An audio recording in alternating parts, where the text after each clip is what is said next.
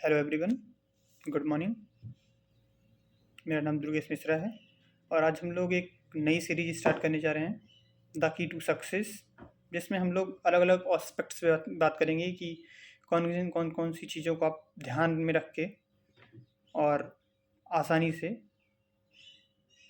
Success तक पहुंच सकते हैं।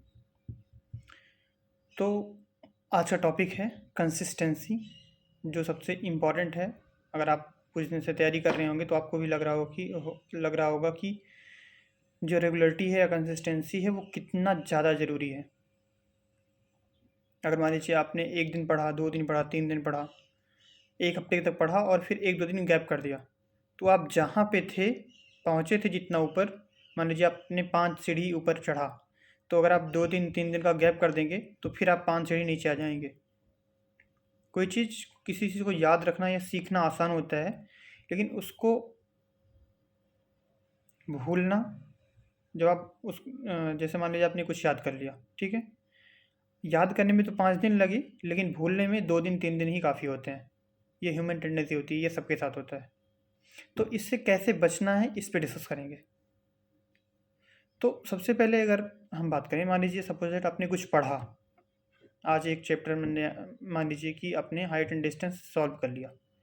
अब अगर आज हाइट एंड डिस्टेंस आपने सॉल्व किया, तो कोशिश ये कीजिए कि आने वाले 24 घंटे में या 1 या 2 दिन में के अंदर, 3 दिन के अंदर, आप उसको एक बार, बहुत ज़्यादा टाइम ना दीजिए, उस पर थोड़ा सा टाइम दे के ही उसको रिवाइज कर लीजिए।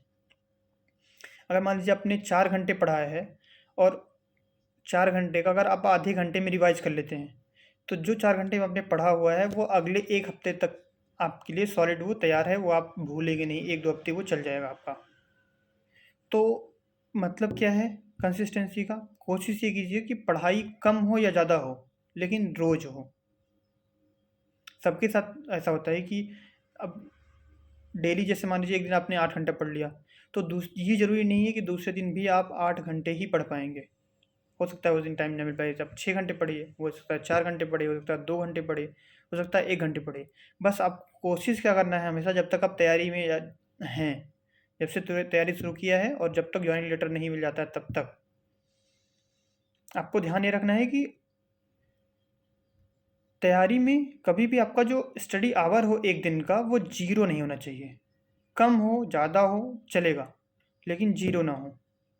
तो आपको इसके लिए क्या करना पड़ेगा, जो मान लीजिए आपने एक हफ्ते में जो पढ़ा है उसको आप रिवाइज कीजिए। कोशिश कीजिए, जैसे 3 दिन आपने कोई चीज़ पढ़ा, तो चौथे दिन आप 10 मिनट, आधा घंटा, 20 मिनट, 1 घंटा निकाल के उसको रिवाइज कर लेते हैं। अगर आप उसको रिवाइज कर लेंगे, तो जब आप किसी लेसन को पढ़ के और अगले 24 घंटे में आपने उसको रिवाइज कर लिया, तो उससे क्या होगा कि वो चीज़ें पूरे पूरे हफ्ते, एक एक हफ्ते आप तक को याद रहेंगी। फिर आपको क्या करना है, एक हफ्ते बाद फिर उसको क्या करना है, आधा घंटा दे के, 20 मिनट दे के।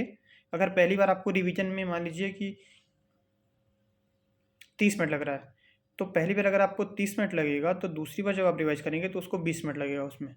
तो आपने क्या किया, एक हफ्ते में उसको फिर से रिवाइज कर लिया। और जब आपने एक हफ्ते में रिवाइज कर लिया दूसरी बार, तो अगले 1 महीने तक वो आपके पास रहेगा, वो आपको लगभग याद रहेगा, ज़्यादातर चीज़ें याद रहेंगी, 90% चीज़ें याद रहेंगी। और फिर आपको क्या करना है, 1 महीने में उसको फिर से रिवाइज कर लेना है। और धीरे धीरे ये जो रिवीजन का गैप है वो आपका बढ़ता जाएगा। पहले आपको एक हफ्ते में, 24 घंटे में रिवाइज करना पड़ता था, फिर आपने एक हफ्ते में शुरू किया, उसके बाद में आपका फिर 1 महीने में शुरू हुआ। फिर ऐसे ऐसे ये, अगर आप 1 महीने बाद अपनी रिवाइज कर लिया तीसरी बार, तो वो अगले 3 महीने तक, 4 महीने तक या 6 महीने तक भी आपको याद रहेगा। और इतने टाइम में एग्ज़ाम हो जाता है। और एग्ज़ाम के बाद कोई भी नहीं पूछता कि आपको ये याद है कि नहीं याद है, विद्यासागर याद है कि नहीं याद है, एमबी याद है कि नहीं याद है, मुगल, जैसे मुगल हैं, उनकी सीरीज है, बौद्ध संगीति है, ठीक है, कोई डांस फॉर्म है, कहाँ का है, तो या कोई डेट है, ये सब इंपॉर्टेंट चीज़ें हैं जो बार बार पूछी जाती हैं। तो ये सब आपको एक बार अच्छे से याद कर लेना है और उसको रिवाइज करते रहना है, एक एक प्रॉपर गैप पे। अगर आप ये एक बार ये स्टार्ट कर दिया, तो आपकी जो तैयारी होगी वो बहुत आसान हो जाएगी। आसान मतलब आपको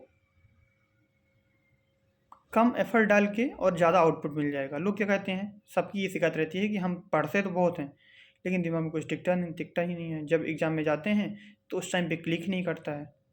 तो क्लिक करने का किसी भी सब्जेक्ट में, चाहे वो मैथ्स हो, चाहे वो इंग्लिश हो, रीजनिंग हो, जीएस हो, जो भी है, उन सब में सबसे आसान तरीका ये है कि आप उसको रेगुलर बेसिस पे हर एक चीज़ को डेली रिवाइज नहीं करना है आपको, और कर भी नहीं पाएंगे।